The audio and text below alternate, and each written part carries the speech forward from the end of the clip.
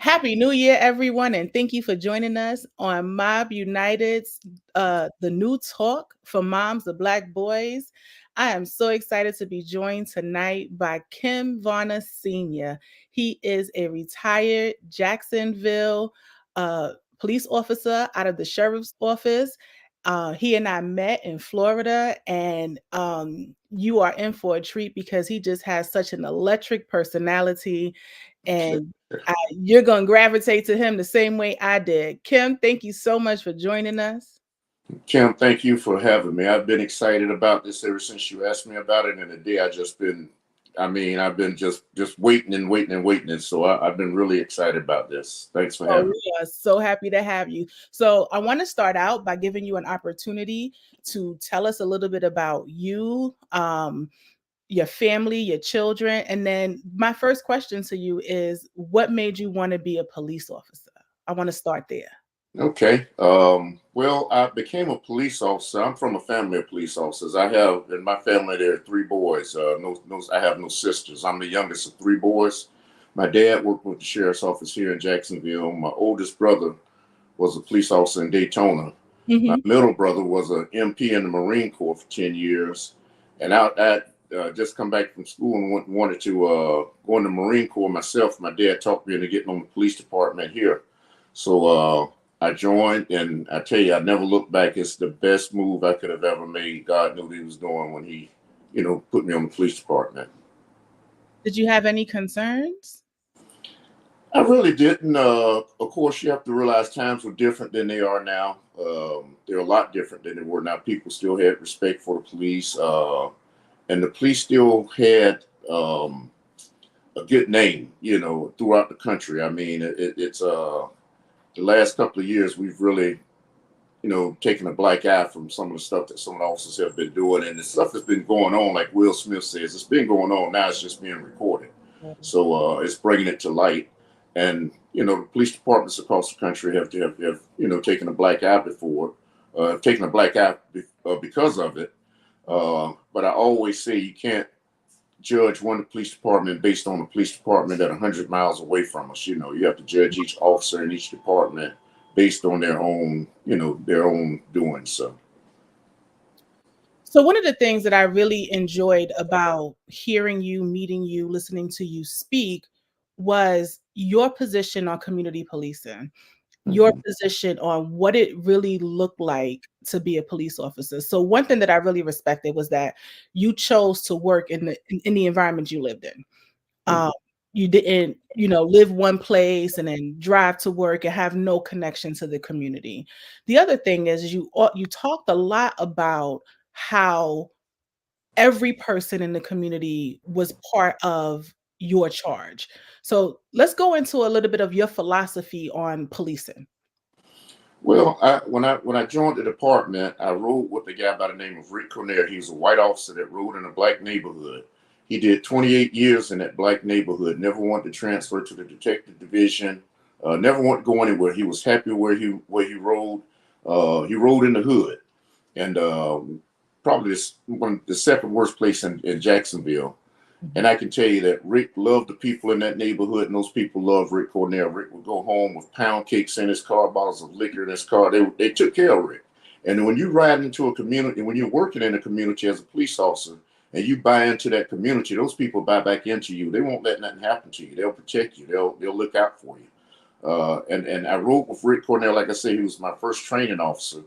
I learned a lot from him. But my dad, who was my hero, he's no longer with us. He died at 94 years old. But he, like I said, he was a police officer. He worked with the sheriff's office. I'll say that. And he was just a people person. So I learned a lot from him. Mhm. So when I got my own assignment, my own beat, I made it my business to make sure that I got to know the people, that they weren't afraid to come up and approach me. A lot of times people look at police officers as robots. They're scared to approach them. Mhm. I wanted to personalize my uniform, become approachable. So I parked my car one day and I got out and I knocked on every door on one side of the street, came back down the other side of the street. I knocked on the door and I introduced myself. Hey, my name is Kim Varner. I'm a new police officer riding in this area. What can I do to improve this community? I want to be part of the solution, not the problem. You have problems with kids in front of your house cursing, cars speeding up and down the street, whatever it is. What can I do to make this neighborhood better? And I would actually leave them at the time. I'm dating myself, but we had pagers back then. We didn't have cell phones, so I would leave them my pager number, and I would tell them, hey, give me a call if it's something that you need, police help with, whether it's just a simple question or whatever the case may be. Feel free to give me a call. These are the hours that I work. Try and keep it in those hours. But if you need to contact me, it's an emergency, feel free to call me and I'll call you back. And even to this day, I still live in the hood. I been blessed to live a lot of different places, but I live in the hood. People will sometimes come down the street and they'll stop and blow their horn and ask me questions, legal questions or whatever, and I feel like I'm serving a purpose here. Again, people won't let anything happen to me. They protect my house and nobody comes in my yard. My parents live next door to me. Like I said, my dad was a cop. Those two of the most protected houses in the neighborhood. So it's all been a blessing to me, and I love working with people who appreciate it. So it's all a part of it. I did a lot of different things to win people over. And I don't want to take over the conversation right now, but I did a lot of things to win people over. I know at Halloween time, my squad, it was 8-person squad. We would go out to the dollar store and buy, everybody put in $5, give that $5 to one of the other officers. 8 people, that's $40. $40 is a lot of candy from the dollar store. So we would go out and buy candy from the dollar store and I had 3 low-income apartment complexes in my area. And so did some of the other officers on my squad. So we took turns going to the different apartment complexes and passing out candy to the kids in police uniforms.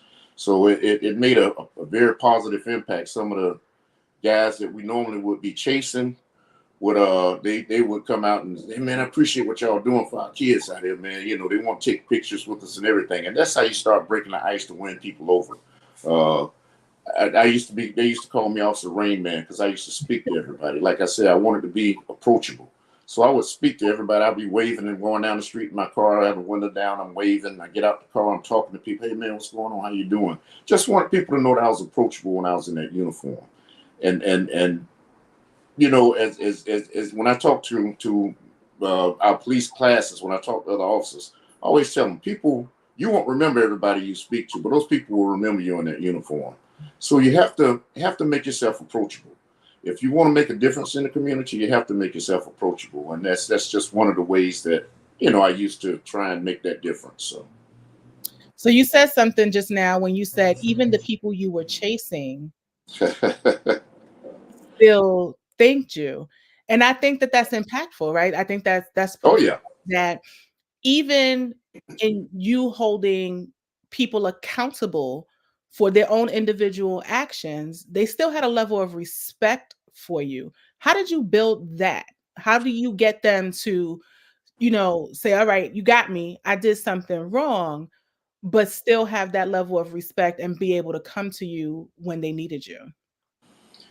well, I think it started because when I rode the streets, I would get out and I walk the streets and talk to everybody on the block. I would talk to them. I made sure I always talk to my store owners and my business people in my neighborhood that I was riding. But I also made sure that I made contact with my shooters, my drug dealers. I go up and talk to them too. When I say I talk to them, I talk to them. I don't talk at them. Hey man, what's going on? I'm also Savannah. I'm riding this area. What can I do to get you off the track? What can I do to get you, doing something positive, man? Instead of worrying about the police chasing you or the jackman chasing, what can I do to get you off the block? And when I first started doing that, people would walk away, and then, but you have to be consistent with it. You have to let them see that you're serious about it, and you have to continue to do it every day that I was working, I had free time. Mhm. So I made sure that I would approach people and say, hey man, look, it's a better life out here. What can I do to get you a better life? I know you can't stand a pat down. I ain't going to pat you down right now, but what can I do to get you doing something where you don't have to worry about that? I think that's what really started.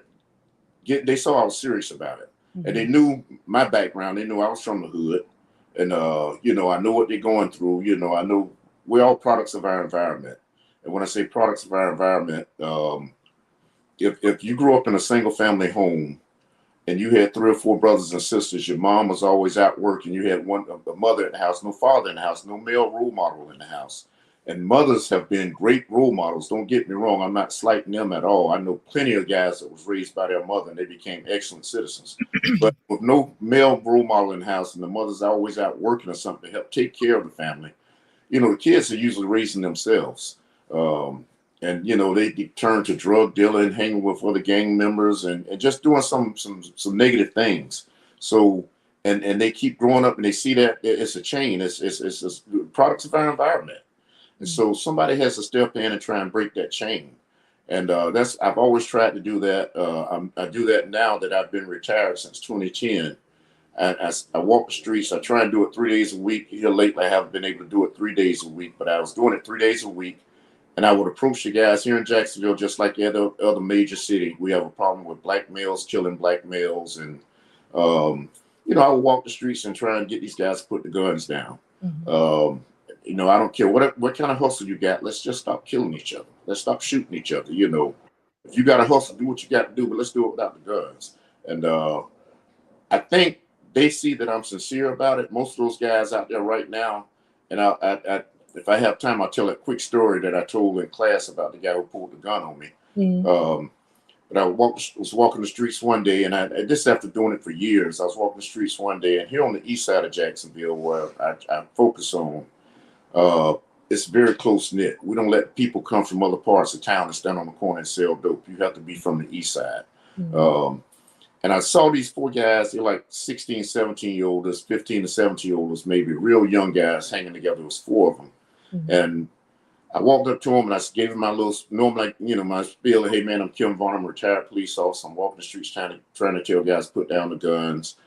Right when I got into my spiel, one of the kids that I didn't recognize, and I need to back up because when I was approaching these guys, I saw one of the guys that I didn't recognize. That's unusual.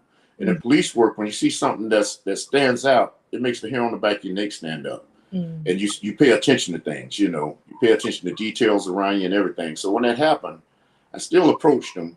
When I started my spiel, the kid that I didn't recognize, he lit into me. Hey, Pops, he called me old school.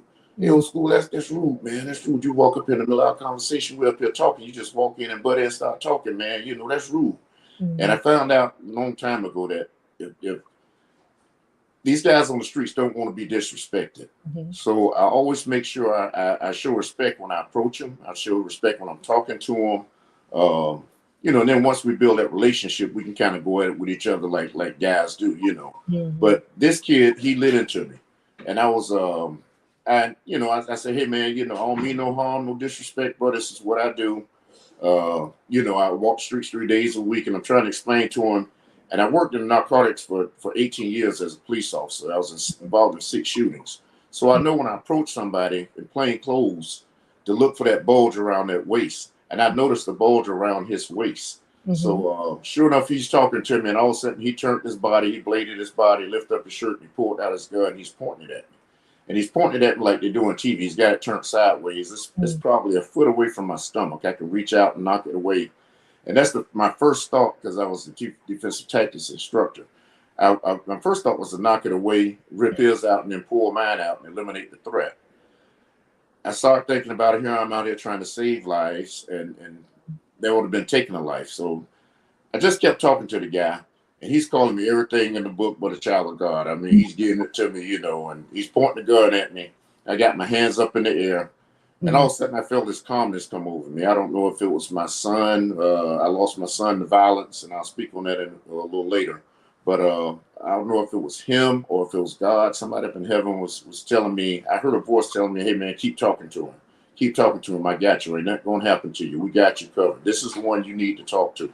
All this walking the streets you've been doing, talking to guys, telling them to put the guns down. This is the kid you need to talk to. So I kept talking with him, and all of a sudden, I can't say I felt comfortable, because you can't be comfortable with a guy pointing a gun at you, but I felt like I was protected. And I just kept talking to the guy. And I said, hey, man, this ain't no disrespect, man. This all out of love. This is what I do. Finally, one of the other guys said, hey, man, that's Desi Daddy. And Desi is my son who was killed. He's well known on the east side. And he said, who? He said, Desi, that's Desi Daddy. He do this all the time. So when the guy said that, he lowered the gun from my stomach to my crouch, and which was even worse. But I kept talking to the guy. Hey man, when he did that, I kind of started backing away. I said, man, I'm gonna go ahead and step off. If you want me to step off, I'm gonna step off.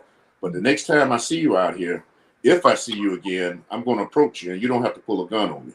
I want you to remember me because you don't have to pull a gun on me. This is what I do, and you're the one I need to be talking to. So I will be approaching you if I see you again. So, needless to say, I walked away with no extra holes in my body. But Amen. I got to the corner and I saw one of the guys that I've been mentoring for years, or one of the so-called gang members out here. And I Mhm. mentioned to him, man, this little jit pulled a gun on me around the corner. And he, who pops, who pops? He reached in the glove box, grabbed his 45 and wanted to go around the corner looking for him. But I didn't tell him. But that's just an example of how these kids will protect you. They won't let nothing happen to you. Once they see you sincere and you showing some interest in them, giving them some love and not coming down on them all the time, trying to show them the right way to do things, they respect you. And that goes back to you asking me, how did I gain respect? They gain respect for you. I find that the guys in the streets are the realest people in the world. They're very real. They're loyal. They're very loyal, and I speak on that later as well concerning my son. But the loyalty is there. They won't let nothing happen to me. So it's I enjoy getting out there with them. I really enjoy getting out there with them, trying to get them to do the right thing. And I've gotten a lot of them to put the guns down. They're doing what they're supposed to be doing. So it's been working pretty good. So, if you're just joining us, we're talking with Kim Varner Sr. He is a retired Jacksonville Sheriff's Office police officer. And we're talking about grace. He didn't use that word, but I'm going to use that. And so we're talking about grace, and I love it because one of 2024's projects with Mob United is what we're calling the Grace Campaign. And you've said it over and over and over again, because in the last 5 minutes, you've mentioned so many ways and times that you could have just called 911. You could have, when you were working to be, arrested someone who was doing the wrong thing. You could have done that frisk. You could have called 911 on the young man who was pointing a gun at you, but you chose a different route. What made you want to have so much compassion for the young men and women, because I'm sure you've come across some girls too, uh, Yes, yes. that you found it within yourself not to be so punitive that grace was not given, that a second chance was not given? What made you want to reach them instead of increasing the population in the prisons? Well, for one thing, sending them to prison doesn't really work. A lot of them, it doesn't really work. They go to prison and they learn how to become a better criminal. So when they come back out on the streets, and I was a cop for 26 years, and I would see the same people, recidivism rate is high. Mhm. And you get arrested, you go to jail for a couple. You see that guy, he's going off the streets for a couple of years or a couple of months, whatever the case may be. And you might have a little piece on the area that you're riding, but when he comes back out, boom, you got to be doing the same thing. You're going to be looking for that person because he's responsible for burglaries, robberies, or shootings, whatever he was doing in your area. Mhm. So sometimes it doesn't work to send them away. They don't care anything about doing time. Um, they go do some time. I've had guys tell me, man, I'll go lay up and I'll cool out, get my 3 hots in a cot. And, and I'll get me some sleep, get some rest, and come back and be better.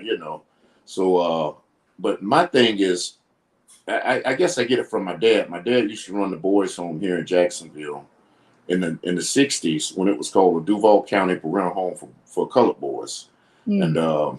he ran the boys home and he showed a lot of compassion towards the kids that were in the home. He wasn't all about trying to get them in more and more trouble. He was trying to actually straighten their lives out so they can become productive citizens. Strong role models of someone else because they've been through it. Mm. And I witnessed that with my dad, and I guess it's just in me. It's just part of me. Like I say, my dad was my hero. So my thing is to, instead of trying to arrest everybody, see if you can straighten out whatever their issue is. If you correct their problem, then you don't have to worry about arresting them. And then you form a team. I got some guys that I was able to help get jobs. Mm. And now their thing is to go back out there with me when I talk to their buddies and stuff and tell them, hey man, Pops is right. He got a solution. You don't have to worry about the jack man chasing and police chasing you. They still smoke, but they don't ride around with their car smelling like Cheech and Chong in there with them. And they got their pants pulled up over their underwear, and they're just being a little bit more respective, of authority. And that's one thing that I always trying to tell guys, man. Hey, you might not like the police, but just show a little respect to them, and you'll see a different side of them. Mm. All police officers aren't bad. They're bad police officers just like any other profession. Mhm. And in our profession, you really stand out as a bad officer. I get that. I totally get that. But Mhm. I would say that 99%, I think that's the percentage, 99 or 98% are officers are they come to work and they do what they're supposed to do and they go home.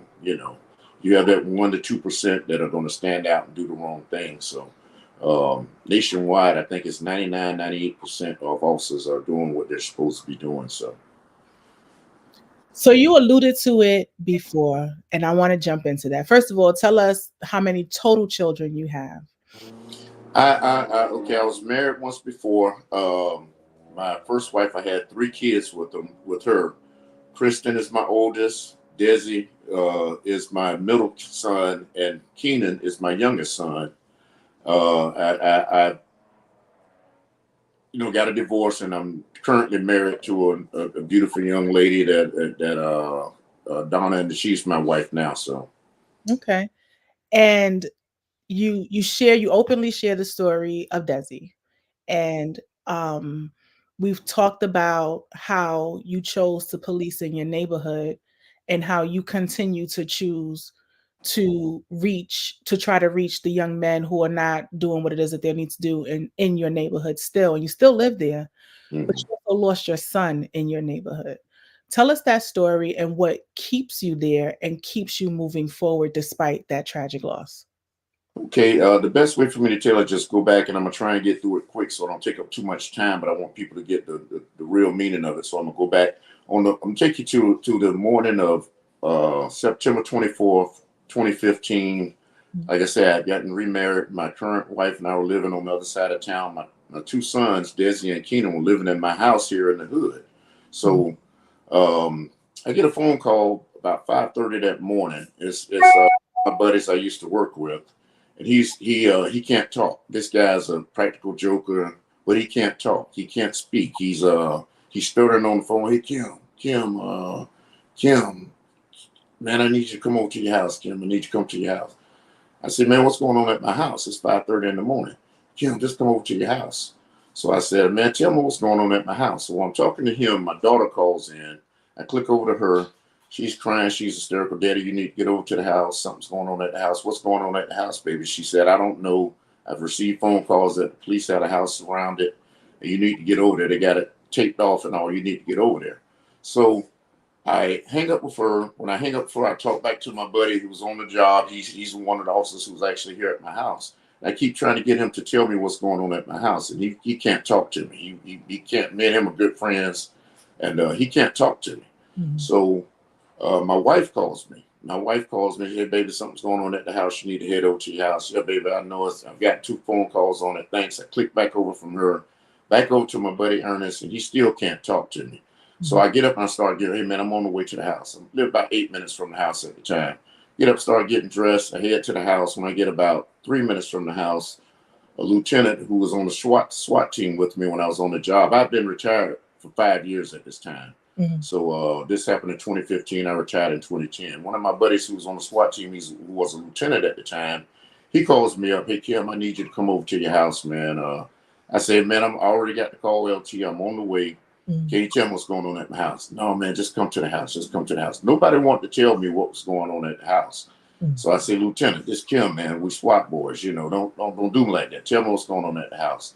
So long story short, he proceeds to tell me, well, I asked him, I said, is something wrong with one of my boys? He said, yes. I said, which one? He says, Desi.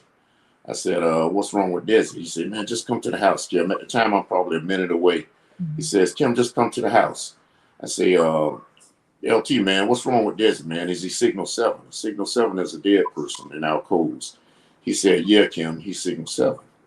So when he said that, naturally it hit me. You know, this is my oldest son. This is one that I coached from 7 years old all the way up to high school. He's a heck of an athlete. Uh, I mean, this was my guy. I took him with me everywhere. From 3 years old on up, this was my guy. You know, I love all my kids the same, but Desi and I hung out a lot together. We did a lot of stuff together. Mhm. So he proceeds to tell me that my son has been shot. He's laying dead in front of my house. Uh, and I said, well, Lieutenant, do me a favor. I'm about a minute away.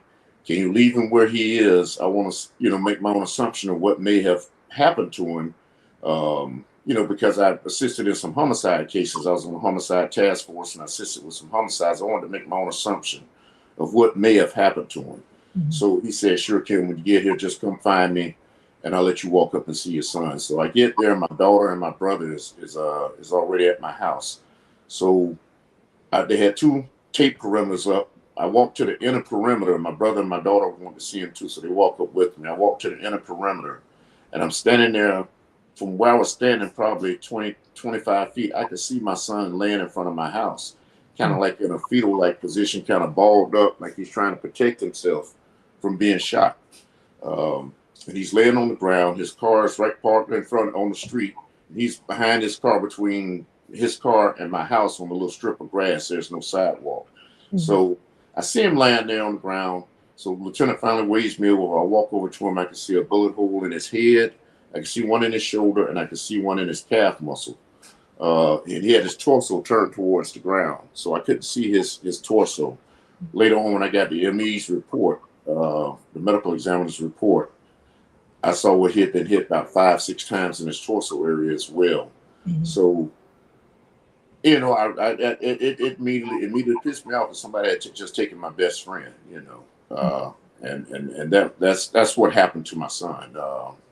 He's laying in front of my house dead. So, you talk about the very short period of time, the moments after that. And I don't remember exactly how many minutes you shared, but I remember you sharing how long it took for you to find out who killed your son.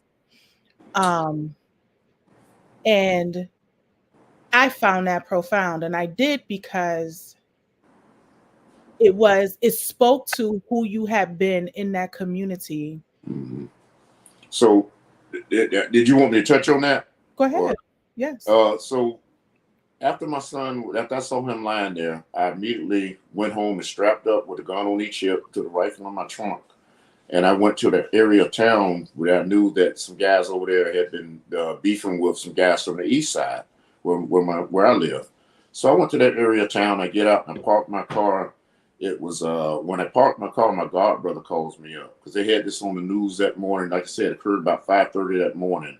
By now it's probably 7 o'clock. It's still early in the morning. I'm an evening person. I don't do mornings. So I get out. I parked my car at this confectionery store in this particular area, and I was getting ready to get out and start walking to this apartment complex where I know these guys hang and they sell heroin to the heroin heads early in the morning.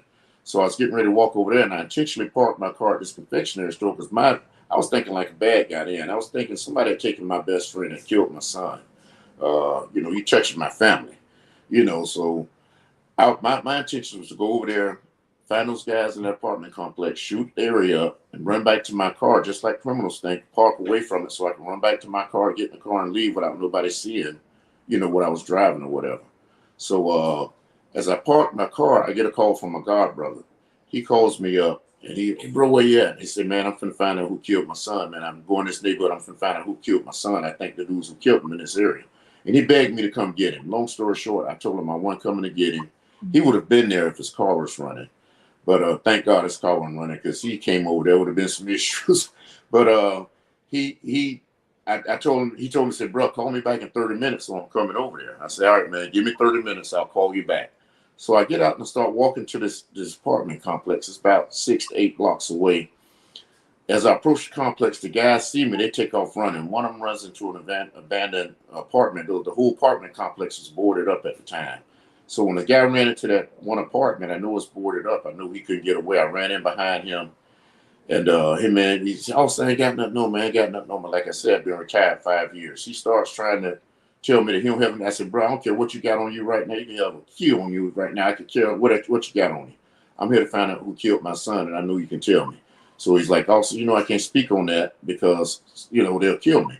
And let me back up. On my way walking to the complex, a car passes by me. They blow the horn. I throw my hand up and I wave. I keep walking because that's not my focus. I keep walking. About a few seconds later, I get a phone call. It's the person that was in that car.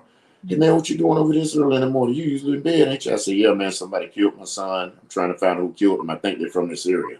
He said, "I'm gonna call you right back." So he hangs up the phone. A few seconds later, sure enough, he calls me right back. Maybe 8, 10 seconds later, he calls me back. He's like, he gives me 2 names of the guys who killed my son. I said, "How do you know that?" He said, he gave me a good, reasonable explanation. I said, "Okay, appreciate it." And hung up with him. I kept walking to the complex. As I get to the complex now, I know who I'm looking for because I was gang certified, and I know a lot of guys that are in the gangs here in Jacksonville. So I knew who I was looking for. So when I got there, like I said, the guy ran in the apartment, and so I said, "Man, you gonna tell me who killed my son?" He eventually gave me the same 2 names that the other guy had given me. So when I came out that apartment, everybody in the apartment complex was clear. They all had taken off. I start walking back to my car. As I'm walking back to my car, I feel a car pull up next to him, and I can hear the window going down. I'm thinking, now those guys know I'm out there, so they coming to, take me out. I start reaching for my gun. There's a guy in the car. He said, "Hey, man, it's me, bro. It's me. It's me." I looked down. There was another guy I knew from back when I was on the streets working as a police officer. Somebody who I just used to walk up to and approach and talk to him and speak to him and everything. Guy saw me, and he stopped and talked to me. So he said, "Man, what you doing out this time?" Well, everybody know I'm an evening person. "What you doing?" I told him the same story. "I'm looking for who killed my son. I think they're in this area." He said, "Man, I thought that was you on the news this morning." He said, "Man, the word on the streets." And he gave me the 2 names of the guys who he thought killed my son. It was the same 2 names that the other 2 people had given me. So I get back to my car, and I know my friend, my god brother, is going to be over there in 30 minutes. So I look at my watch, and 28 minutes had passed. And so in 28 minutes, and the reason why I'm sharing this, because in 28 minutes, I had 3 different people tell me who had killed my son. Those people, if I wouldn't have been the officer who I was when I was working the streets and making myself approachable, speaking to people, trying to assist people with their issues instead of trying to put them in jail. And if I wouldn't have been that officer, those people would have never approached me and give me that information. Those people gave me that information in my most vulnerable moment of my life when I'm looking at, I'm trying to find out who killed my son. Every police department has an officer on their, and usually in patrol, that when the guys from homicide or robbery are looking for somebody, they go to that one particular officer because he has people out on the streets. He knows everybody in that area. And they say, "Hey, man, I'm looking for so-and-so. Can you help me find them?" And usually, I was that also with JSO. Usually in 2 days, I'll turn that person up. Whoever they're looking for, usually 2 days, I got enough people on the streets, we're going to turn them up in 2 days. And I'm walking that dude in the police station with handcuffs on it. So, but if you're not that officer that can make yourself approachable and be that guy that people can count on. They can stop you and ask you questions. They feel comfortable around you. That would have never happened. My most vulnerable moment, I would never found out who killed my son. I to this day, I may never found out. But Mhm. within 28 minutes of leaving my son laying on the ground, 28 minutes of out on the streets, I found out who killed my son. So, Yeah. Ladies and gentlemen, we're talking to Kim Varner. He is a retired police officer in Jacksonville. We are on the New Talk for Moms of Black Boys. And I wanted you to share that story, Kim, because it leads into how much passion you truly, truly have for what it is that you're doing. So we met at a dedication to community event where I was down in Miami during a police training. But I know you have done so much. And let's start with working for the public defender's office and helping a gentleman who was incarcerated for 57 years for a crime he didn't commit. Tell us what your role in that was. Um, so I'm what it sorry. no, go ahead. Tell us what your role in that was. So I worked at when I retired as being a police officer. I guess I went and worked for the enemy, as some people say. I worked for the public defender's office as an investigator, a homicide investigator, and a mitigation specialist.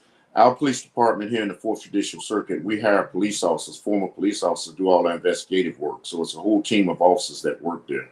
I worked in a homicide division as an investigator and a mitigation specialist, and I had the opportunity. My job was working with juvenile life without parole cases. So juvenile life without parole cases, for those who don't know, those are individuals who got arrested as a juvenile, and they got sentenced to life. And after they start doing that sentence, no matter how long in the sentence, our legislature here in Florida ruled that they get a second opportunity at another hearing to see if they're going to either be let out, they're going to continue doing time, or they're going to get a lesser number. Instead of life, they might get 20 years or something like that. So that was my job working with that. And as a mitigation specialist, I had the opportunity to meet a guy by the name of Kelvin Thomas. When I met Kelvin, he was probably like 78, 79 years old. Kelvin Thomas was with two guys, and they went to a store. This was back in the 60s. Kevin was 17 years old. This was in 61, I think it is, 60 or 61. Kevin Thomas entered the store with his two buddies, and one of his buddies robbed the store. Kevin and the other guy had no idea that this guy was getting ready to do it. He had no idea that the guy even had a pistol on him. So Kevin's in the back of the store getting some crackers and cheese or something.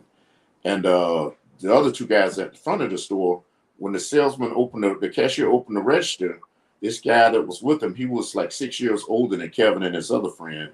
He notices all the money in the register, so he pulls out a gun and tries to rob the guy.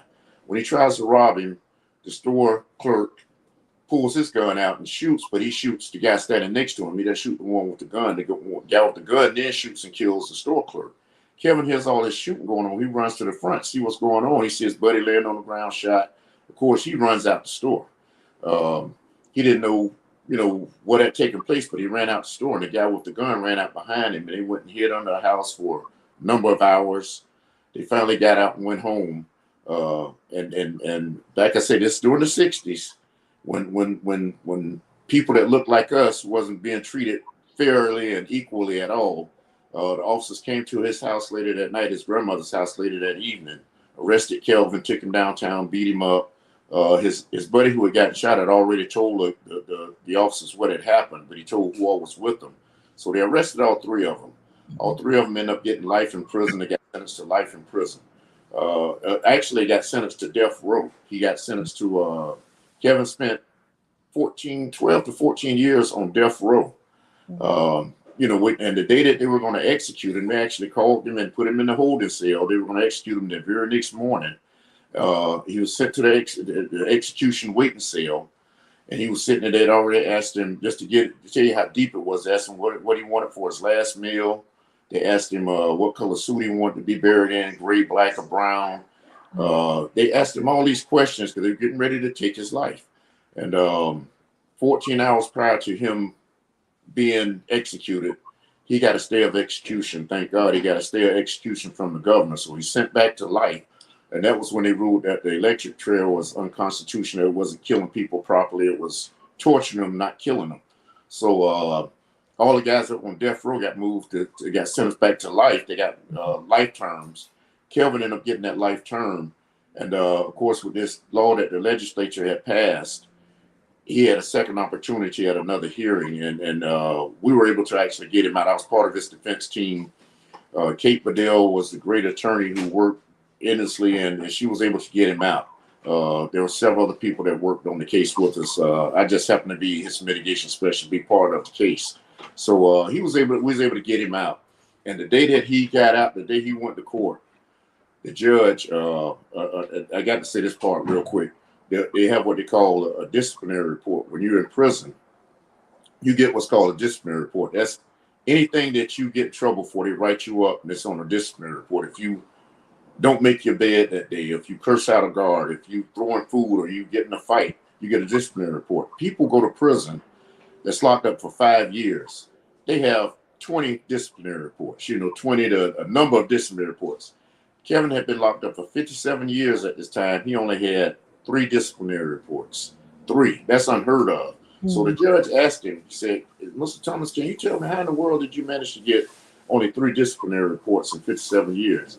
And Kelvin looked up at the roof of the courthouse. He said, well, and I think it was just the grace of God. The judge bammed the gavel. Well, by the grace of God, I make you a free man. So I forgot how he said it, but it was one of those moments where the state attorney was crying, everybody in the courtroom was crying, because Kevin was such a good dude that everybody knew that he was due to get out of there. He should have been out a long time. Should have never have gone, but he had no idea that this crime was getting ready to take place. He had nothing to do with it or anything. He just was in the wrong place at the wrong time with the wrong person. And that's a message to the young guys that are listening to this. You got to pay attention to who you're around. You got to pay attention to who you're with. Mothers of black boys. I know y'all probably teach this already. Young men, pay attention to your friends. Know who your friends are. Don't get caught up with the wrong people. That's what happened to Kevin. He did 57 years in prison as a result of it. So, pay attention to who you with. So that was the story with Kevin. We got him out, and since Kevin has been out, Kevin and I talk every day. We're usually together every day. I'm probably see him a little later at the cigar lounge tonight. So, but Kevin is my boy. He's 81 years old now, and you would think that he's in his 40s. I mean, that dude got more spunk and more. I mean, he just got it. The dude he just fun to be around. I enjoy being around him. He like a brother to me. We call each other brother. And I've met his sisters. I've met his family, and they're all great people. Kevin, I'm just thankful that he was able to get out and live some time on the outside before he goes home. So, great guy. And I appreciate that too, but it's so heartbreaking to hear a story about a man who's been behind bars for 57 years for a crime that he didn't commit. I'm so glad that he finds joy someplace. And he got nothing in return for it, because he was with the guy who did what he did. So, but he I tell you something, his spirit is up. He's no bitterness in him. He thanks God for what he did, but he still like to go out and have a good time, and he's just a good person. So, well, that's good to know. So that leads me to the next area I want to cover with you. I know that dedication to community and many of these other organizations that you have become a part of after retiring are solution driven. It's so much less about highlighting all of the issues over and over and over again, but highlighting the issues and then sitting down and really discussing what it is that we can do to improve those relationships and the situation. So let's talk a little bit about that. Well, first of all, I should have mentioned dedication to community a lot sooner. That's an organization I worked with my brother, Quentin Williams. And you got Quentin. You got your own. You know who Quentin is. But Quentin is just probably one of the smartest people I've ever met in my life. Very compassionate guy. Just all about helping others. And he brought me on board with dedication to community. And we travel the country training police agencies on how to build relationships with the community. And that's what it's a calling for me. It's not work. It's a calling for me. I just really enjoy it. I enjoy hanging with him. I like hearing him tell his story. He tells a story how he was arrested. He was an FBI agent. And he was up in Connecticut, and he ended up getting arrested. And I don't want to tell his story because I don't want to mention it wrong, but I've heard his story so many times. But in the area that he was, there were no people that really looked like him. And the police were looking for a guy who pulled the gun on a white guy, a black male who pulled the gun on a white guy. They see Quentin, and they arrest him because he's the only black guy that they see up there. They arrest him. They put him in the back seat. When they put him in the back seat, he tells the officer, "Say, officer, something I got to tell you." He, like I said, he was an FBI agent. The guy didn't even know that. He didn't pat him down apparently because he had on a fanny pack and he had a 9mm in it. He took the officer got out, took the 9mm. It just happened to be the same caliber weapon that the guy used in the crime that was committed. So But Quentin they kept him in the car for hours and hours and hours, and they were rude to him. They wouldn't tell him what was going on. Finally, a lieutenant got in the car and he was able to find out what happened. He told the lieutenant, hey, if you call, I haven't even been here that long. If you call the guy had to be happened to be the top ranked FBI agent in the area. He called him up. Quentin had been with him. So he calls him up, and sure enough, this guy vouches for him. So they let Quentin out the car. And when they were done, they said, I'm sure you understand. Have a good day, and just walked off. And after keep you in the car for 3 hours, detaining you for 3 hours, and that's all you do is tell a person, have a nice day. I'm sure you understand. They found out that he was an FBI agent, so they said, I'm sure you understand, and walked off. And that left a bad taste in his mouth for years and years and years. He ended up writing a book about it. And he calls it the 20-second rule. He said, hey, what if I was that officer, what if I went to that guy and said, hey man, look, I'm really sorry about this, but we had a crime that was committed earlier. We had to protect the people. It was a safety concern. I'm sure you understand. Look, can we go get coffee later or whatever the case may be? And he looks at the class. What did it take 20 seconds to just show some compassion to the guy and explain why you did what you did. Officers do this a lot. I know as a police officer myself, I've had to detain people, and but when I let them go, I found out they wasn't the right person, I'll at least explain to them what went on so they have an idea of why we went through what you went through. They didn't take time to explain that to him. And so, and he calls it a 20-second rule. It only takes, 15, 20 seconds to explain to people what happened. But Dedication to Community is a great organization. And to answer your question you asked about, and I got on that long thing. Tell me the question one more time, please. Just talk about the things that you're involved in now and the solutions that you see moving forward. Well, I work with Dedication to Community. That we travel the country, like I say, training police officers how to deal with the community and the community how to deal with police officers. But we have sessions where we have both the police and the community come together. There are other classes that do the same thing that we do, but they keep them separate. The police and the community separate. We bring them together because we want them to really be able to hear each other's hurt. And police officers say, the community say they can't trust the police. All we do is shoot people. And the officers say, well, people out there shooting each other up all the time, but when we get there, you ain't seen nothing. You're standing right there, but you haven't seen anything. You don't talk to us. So we need them to be together so they can hear each other's hurt. So I'm a part of Dedication to Community. My main focus is walking these streets and talking to these guys and building relationships with those guys on the streets and trying to get them to understand and realize that there's a better lifestyle. I've been doing it now for I started like in 2014, actually before Desi was killed. Desi used to always come to me and tell me, Pops, I need to talk to my boys. They're doing things they ain't got no business doing. Like what? See, some of them carrying guns. Some are breaking into people's houses. I know you could talk to them. I seen you talk to people. I know you can do it. So I said, hey, man, let's do it. We procrastinated. We never got around to it. So the day that he was killed, or the day of his funeral, I started that day going around and talking to the guys. And I always make sure I talk to his buddies who he wanted me to talk to. So, but that's one of that. There are a lot of different things I do in the community. Any way that I can help, that I can see as a positive way. There are a lot of guys out here. I mentor about 42 kids right now. Some of them are grown. Some of them I've had them since they were 12 years old. When I was a police officer, I worked at the Police Athletic League. I adopted 2 kids that ran on my track team at the time. They were like 8 and 5 years old. They're grown now. They're in their 30s and they're grown. They live in North Carolina. They're both doing very productive things. One is coaching, something that he's real compassionate about.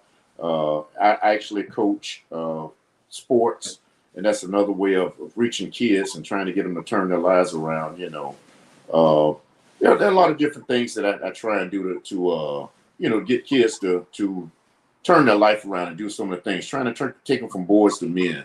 One thing I talk to kids about, or not kids, I guess these guys who have made babies, I try and tell them, hey man, stop getting arrested and stay home and be a father to your child. Stop having your baby mama having to drag that kid to the prison to visit you. Instead of you going to prison, stay home and get a job, man. Do the right thing. It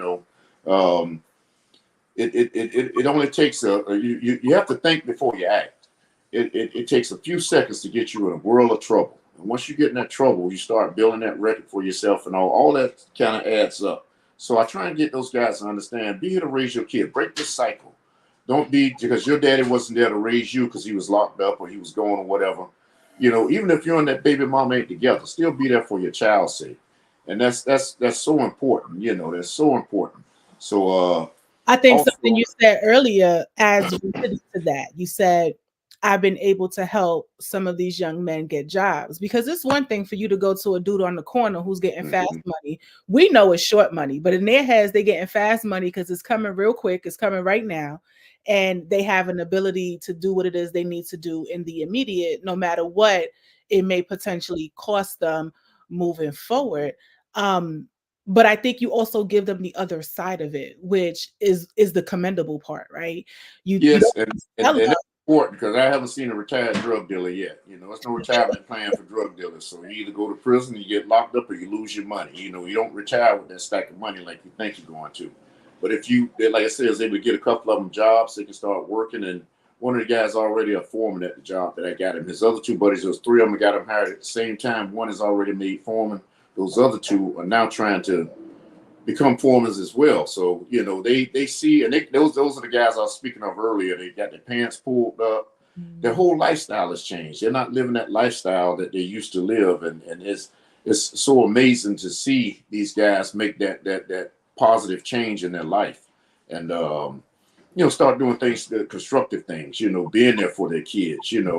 One of them has even gotten back with his baby mama, and they're living together now. Raising that kid together. So I mean, it's a whole lot can come from that. But it takes one person.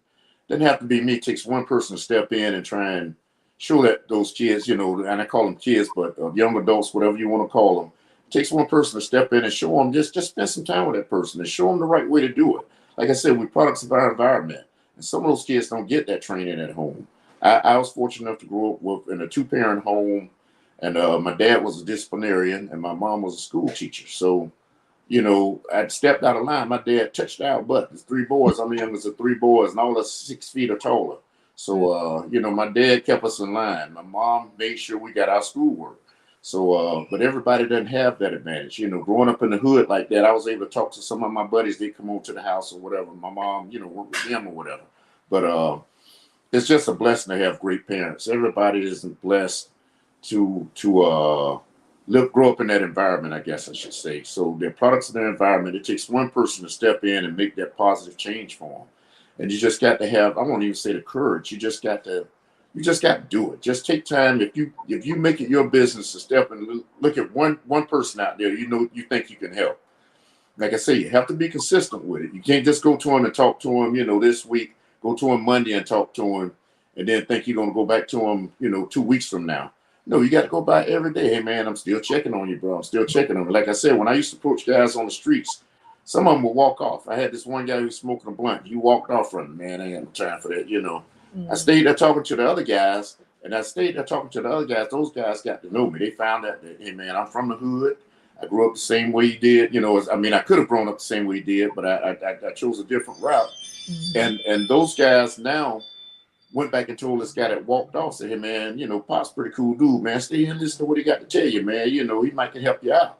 So that guy now is hanging out with me now. He's talking to me now. I don't care about him smoking no blunt, But, he can stand there and smoke that all he wants to. But now he's buying into what I'm selling as well. So, those positive changes will come. You just have to take time to and it don't cost you 1 cent. The big thing, it don't cost you one dime. Just a little bit of your time is all it costs you. And you can make a positive change in somebody's life, and that's one of the best feelings you get back in return. It's the best feeling in the world for me, especially after losing my son to violence. It's the best feeling in the world to get these guys to put these guns down out here on the streets, and now they're trying to do better. Like you said, though, you have to put something back in their hand. You can't just tell them to step off the streets and put that down. You have to offer them a job. You have to offer them something. So, when there's a place here in Jacksonville, there's a list of businesses that you can go to City Hall. They have a list of businesses that will hire convicted felons. If you go to coj.net, cityofjacksonville.net, coj.net, these are for the people that live here in Duval. that are listening, there's a list of businesses that will hire convicted felons. And so what I did, I befriended one of the guys at one of those businesses that works in the personnel department. And I told him, hey, man, I'm out here doing this. I'm trying to train these guys up to get them to change their lifestyle. They're convicted felons. If I bring you a guy that I can vouch for, will you hire him? And Mm. he said, after knowing me for over a number of years now, he trusts me. So if I bring him somebody, that person's good until he get in there and mess up. But usually they get there and do the right thing. So, but that's all it takes is just to make that first step. And if you invest in the people in the streets, invest in our children. Children are our future. It's not cliche. Children are our future. As a cop, I used to make sure I spoke to every small child that I saw out there. I made sure that I spoke to him, and that child saw me, and he realized that I'm trying to be his friend. Because you have some parents that tell their kids, "Don't f with the police." Mm. The police are not here for you. They don't. We can't trust them. And I get that. But it's my job now to try and win that child over. Mm. So and if you got to start hitting these kids when they're 4 and 5 years old, you can't wait till they get to teenagers. You got to start hitting when they're toddlers and start trying to win them over there and try and start teaching them the right way to do things at that point instead of wait till they become teenagers. That way they grow up with it, and if you grow up with it, you kind of keep it. Even if you mess up, you can always go back to what you've been taught, and that's why I say you have to see them early. You wait till they turn teenagers; they've already lived that lifestyle they've wanted to live, and it's a lifestyle of fun. I was a young man myself once. I know what it's like to be out there running the streets and doing certain things that you shouldn't be doing, But it's so much easier and I guess better for you when you're doing the right thing. You don't have to worry about people coming after you. So. Yeah. So when you told me your name was Kim, when I met you, or you know, the dedication to community event, I knew we would be kindred spirits from that moment on. And Oh yeah. then I told all of my friends, I said, Kim is a G. He talked with his toothpick in his mouth, won't go nowhere, nowhere, you know. But all kidding aside, like I said at the outset of this conversation, I gravitated to your spirit because you could tell that it was genuine. It is genuine in what it is that you do. And especially after experiencing your own tragedy, to still be out there doing the work, the real work, even without the uniform. When you were in the uniform, you're really doing the real work. And this is what community policing is all about. It's about the consistency. It's about being present. It's about setting aside your own hurt sometimes. I'm sure you went through your healing process after losing your son, but stayed committed to the community because you knew that is where you could make a difference. Exactly. We are about 2.5 minutes out, and I want to give you an opportunity to give us any closing remarks, any advice, anything that you want to go ahead and share. Well, Kim, I want to give you your props too. When I met you, I think I told you got a great name, and I told you my name, so but we connected right away, like you just said. And I love what you're doing. I love what your organization is all about. Mothers, um, of black boys, and like I said earlier, I grew up in the hood on the east side, out east here in Jacksonville, Florida. We say out east, we don't say east side. So I grew up out east here in Jacksonville, and there were tons and tons of guys, my friends, that grew up with just a mother in the house. That mother was the father at Christmas time. They were the mother, they were the father when it's time to discipline that child and everything, and those kids respected their mother. What I'd like to see is for our kids, our black boys, to start respecting authority a little bit more. Um, like I said, there's accountability on both parts, from the community and from the police. Of course, the police have to be held accountable. They have to be held accountable, and there are certain internal affairs and different divisions within the sheriff's office, the integrity unit, that try to make sure that police officers are held accountable. But accountability has to come from the community as well. Part of that is just showing a little respect for authority. You might not agree with them, but there are ways to deal with that. And I always try and tell kids, don't argue your case out there on the streets with a police officer. Get with your parents, get that officer's name, get with your parents, and report it to internal affairs, and go through it that way. You're always going to lose out there on the streets. You got a chance if you take it to internal affairs, and officers aren't always right. So That's important to me. That also that the kids just approach things a little bit different. Traffic stops, any encounter you have with the police, don't try and out talk the police. Let him do what he does, and get his name. And there's ways to deal with it. Just be respectful. So when you go to internal affairs and they ask you, well, did you curse him? Did you do this? And no, I did. I did everything the right way. Your officer was rude to me and he mishandled the situation. So sometimes you might think that nothing happens, but I can tell you, as a police officer in Jacksonville, our internal affairs, they get after the officers. They really do. You get suspension, you get some get fired, some get time off. So our internal affairs is really here. I'm not telling people to just go report things on us, but when you've been mistreated, there's a proper way to handle it.